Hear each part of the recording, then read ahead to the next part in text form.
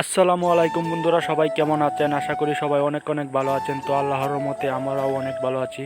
তো দেখতে দেখতে বর্ষাকাল চলে আসলো, আর বর্ষাকাল মানেই জামের সিজন। তো আমরাও আজকে চলে গিয়েছিলাম জাম খাওয়ার জন্য। যদিও এবারে জামের ফলনটা খুব ভালো একটা হয় নাই, খুব ভালো বলতে গেলে হয় না বলতে গেলে চলে, কারণ জানেন এবারে ইতিহাসে বাংলাদেশে সবচেয়ে বেশি গরম পড়েছে। আর গরম পড়ার কারণে জাম তেমন একটা পুষ্ট হয় নাই, গোস্তালো হয় নাই, রসালো হয় নাই। মূলত বৃষ্টি না হওয়ার কারণে এরকম অবস্থা। বৃষ্টি হলে জামগুলা গুস্তালো হয়, রসালো হয়, খেতেও মিষ্টি লাগে। তো আমরা সবাই চলে গিয়েছিলাম জাম খাওয়ার জন্য। দেখতেই পারতেছেন আমরা হেঁটে হেঁটে যাচ্ছি জাম খাওয়ার জন্য।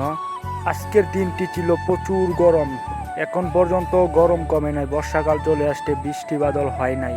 তো জাম খেতে গিয়ে দেখি যে এক পিচ্চি আসলে অনেক আগে থেকে জাম গাছে উঠেছিল এবং সে জাম পাড়তেছিল এবং সবাই খাচ্ছিল। তো আমরাও টুকিয়ে খাচ্ছিলাম রাস্তা থেকে। এরপর আমরা বললাম যে পিচ্চি ভাই, আমাদেরকে একটা জামের ডাল ভেঙে দাও, আমরা ওটা থেকে খাই। তো আমাদের কথা মতো আমাদেরকে একটা জামের ডাল ভেঙে দিয়েছিল। তো দেখতেই পাচ্ছেন জাম তেমন একটা ভালো না, তবুও মোটামুটি ছিল, খাওয়ার মতো ছিল। তো আমরা ওই ডাল থেকে কিছু জাম সংগ্রহ করি খাওয়ার জন্য। আসলে বৃষ্টির দিন নাই, তো বৃষ্টি হলে জামগুলো অনেক ভালো হতো, আর জাম তেমন পাকেও নাই ভালো মতো। তো দেখতেই পারতেছেন আমার হাতের জামগুলা কেমন ছিল। তো এরপর আমি পিচ্চিকে বলছিলাম যে এই তুই নিচে নাম এবং আমাদেরকে কিছু জাম দিয়ে আমরা চলে যাই।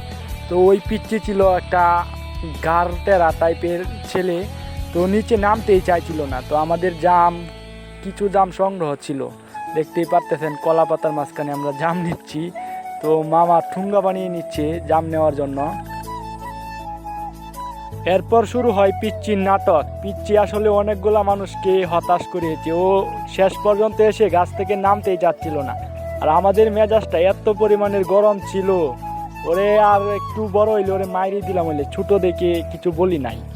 তো অনেকজনে অনেক কথা বলার পরে ওকে নিচে নামিয়েছিলাম, যদিও নিচে নামানোর পর আমাদেরকে জাম খুব একটা বেশি দেয় নাই, এবং কি গাছের মালিককেও জাম দিতে চায় না। মূলত গাছের মালিকের, দেখতে পারতেছেন ওই ছেলেটা ছিল গাছের মালিক, তো ও কেউ দিতে চায় না। কি আর বলবো ভাই, তারপর অনেক কষ্ট মষ্ট করে ওকে নামিয়েছিলাম। তো নামানোর ফল আমাদের একটু হয় নাই, ও আমাদেরকে জাম দেয় নাই, গাছের মালিককে কিছু জাম দিয়েছিল। তো আমরা মালিকের কাছ থেকে সংগ্রহ করে নিয়েছিলাম জাম। আসলে ও বেশি একটা পারতে পারে নাই, তো আমাদের বেশি একটা জাম খাওয়া হয় নাই, তাই আমরা চলে যাচ্ছি অন্য জায়গায় জাম খাওয়ার জন্য। পিচ্চিটা আসলে আমাদের সাথে অনেক দুর্ব্যবহারই করেছিল, তো দেখতেই পারতেছেন। তো ওই পারে আমাদের আরেকজন ছোট ভাই ছিল, ওদেরকে ডাকছিলাম যে চল আমরা জাম খেয়ে আসি। দেখতেই পারতেছেন আমরা পুকুর পার দিয়ে যাচ্ছি জাম খাওয়ার জন্য। ওখানে গিয়েও আসলে তেমন একটা লাভ হয় নাই, ওইখানে জাম আমরা পাই নাই। তো এখন চলে আসতেছি, দেখতেই পারতেছেন পুকুর পার দিয়ে আমরা চলে আসলাম। চলে আসার সময় অনেকের সাথে দেখা হয়েছে, এক বড় ভাই বসে বাইতেছিল।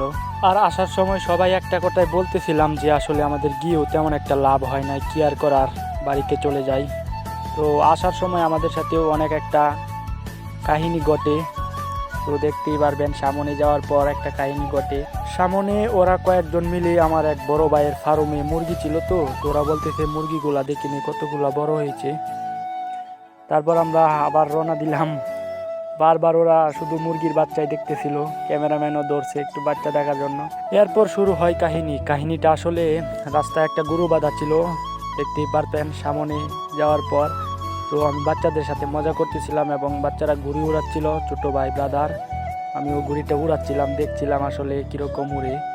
তো ঘুড়িটা আসলে অনেক ছোট ছিল, তেমন ভালো উড়ে না, আমি উড়াচ্ছিলাম। এই যে গরুটা দেখেন, এই গরুর কারণে কেউ সামনেও যেতে পারে না, পিছনেও যেতে পারে না, মানে রাস্তা দিয়ে কোনো যেতে পারে না। তো মামা একটু গরু টরু পালে, তো ও সামাল দিচ্ছিল আর আমরা দৌড় দিছিলাম, ও শেষমেশ দৌড় দিল। তো ধন্যবাদ সবাইকে, ভিডিওটি ভালো লাগলে লাইক কমেন্ট অ্যান্ড শেয়ার করবেন।